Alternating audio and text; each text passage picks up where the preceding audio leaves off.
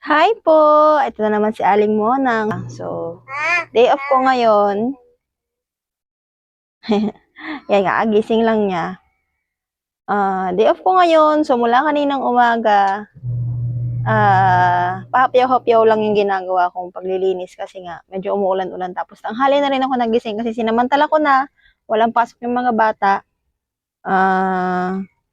Oras na yon para pwede akong tanghali magising at makabawi ng tulog, di ba? So, now hindi sana ako magbibideo. Kaya lang naisip ko sayang. Sayang yung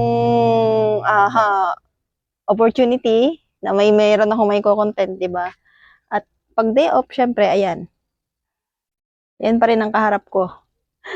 Labahan.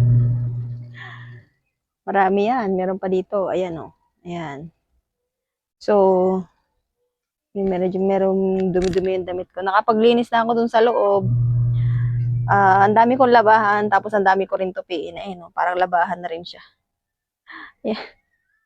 Ayan, tupiin yung mga yan. Diba? Sobrang konti. Ganun talaga kasi kapag working mom ka na, Diyos ko po, yung gusto mo na lang talagang matulog ng matulog, wala ka namang magawa. Nakakabawas naman ako everyday ng padala-dalawang timba. Kaya lang, syempre, pag nakabawas ka, may madadagdag pa rin kasi araw-araw naman din sila nagbibihis eh. So, kahit laba ako ng laba, hindi ako masipag magtupi. Kaya, iyan, ay pagpupuyatan ko yan mamaya. Tapos, ayun pa, nakatambak pa yung hugasan ko. So, nagpaigib na rin ako sa aking brother dear kasi, wala nang laman yung aking mga lalagyan ng tubig. Ayan. Wala nang laman sila. Nagpaigib ako kasi medyo tumigil na yung ulan. Kaya lang, yun nga lang, talagang maputik yung, niya, yung, tawag nito, lalakaran niya. Hindi ko na kasi kayang mag-igib. Nakakapagod na. So, pag nag-igib ako, hindi ko na magagawa yung ibang gawain ko. Hindi ko na magagawa yung labahan ko. Hindi ko na magagawa yung hugasan, tupiin. Matutulog na lang ako afternoon. Hindi na kaya ng katawan ko eh. Di bale, pang 1 p.m. naman ako bukas. So, ayun. Gagawin ko na yung mga gawain ko. Ang dami kong daldal no?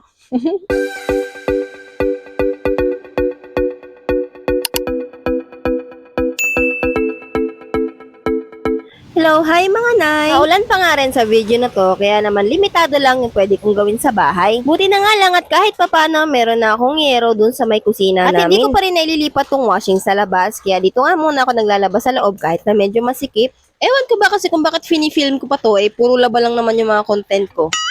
At kung nauumay na kayo, pwede nyo namang i-scroll up at babawi na lang ako sa mga susunod na video na puro household chores pa rin, Diyos mio. Anyway, ganito nga pala yung panahon ng araw na to. Pero kahit ganun hindi pa nga rin ako nagpapawat sa paglalaba kasi kapag hindi ko to binawasan, talaga naman, magiging gabundok na labahan talaga tong sa may kusina namin. Anyway, nitong mga huling araw, medyo tinatamad talaga akong mag-upload at gumawa ng mga content. Ewan ko din kung bakit, pero may mga time kasi na kahit na pwede namang i-film yung mga ginagawa ko sa araw-araw, tinatamad talaga ako. Hindi ko alam kung dahil ba to kay Sir Seth, kasi kapag nakikinig ako sa kanya, hindi ako makapag-video. O kaya naman, pag nag-video ko, hindi ako makapagpakinig sa kanya. May kinaadikan kasi kaming horror narration na pinapakinggan namin sa trabaho, kaya naman pati dito sa bahay, nawiwili na nga rin akong pakinggan. Ito ay yung narration ni Sir Seth o ni Katelmo. At kung mahilig nga kayo sa horror, pwede nyo nga rin siyang i-subscribe sa YouTube nga lang to. Ang lakas nag-promote pa. Ay, Sir Seth, baka naman. Jare. Anyway, habang umiikot nga yung mga damit sa washing machine, eto naman nga ako at dito naman ako nag-proceed sa mga hugasin. Pag wala kasi si bossing dito sa bahay, yung panganay ko talaga naman patigasan kami kung sino maghuhugas. Sabi ko kasi sa kanya, siya na yung tumoka sa paghuhugas para kapag umuwi ako, yung labahan na nga lang yung gagawin ko. Yun nga lang, talaga naman, pagka mga gantong edad, mas patigas pa yung ulo sa akin. Siguro sa ibang bagay lang siya interesado, sa mga gantong bagay, hindi gaano. Pero pinapractice ko pa rin talaga sila, lalo na pag nandito si bossing, nako, wala talaga siyang choice, siya talaga yung maghuhugas. Kasi kung hindi, ay nako, mata lang ang walang latay. Oh, kung ano namang iniisip niyong malala, sige, isipin nyo.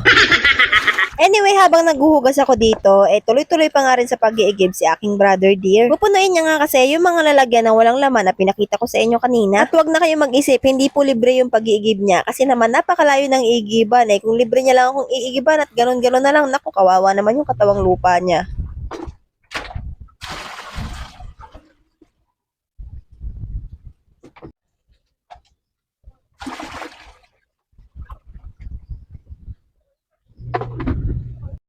At inabot na nga rin ako ng dilim sa paghuhugas, gawa ng sinisingit ko nga rin yung mga iba pang gawain katulad ng yung sa labahin, syempre iahon ko sa washing, tapos babanlawan ko. At kailangan ko nga rin mag-asikaso ng pagluluto para pakakain yung mga bata. Laking pasasalamat ko talaga at merong nagbigay sa akin ng pambili ng yero at malaking tulong dito sa paghugas ko ng plato kasi nga may bubong na. Kahit na medyo maulan-ulan, makakapaghugas nga ako. Hindi katulad dati na habang umuulan nakapayong ako habang naghuhugas. At kung mamalasin pa kapag lumakas yung ulan, titigil ko nga yung paghuhugas. Gawa ng mababasa rin ako, syempre payong lang yung daladala ko Anyway, dito ko na nga lang muna tatapusin tong video na to. Kasi after this hindi ko na nga na-film yung pag-asikaso ko sa mga bata. Gawa ng matatagalan nga ako lalo sa paggawa. Yung continuation nito sa kinabukasan sa next video na nga lang. At hanggang dito na nga lang po muna. Until next video, thank you for watching.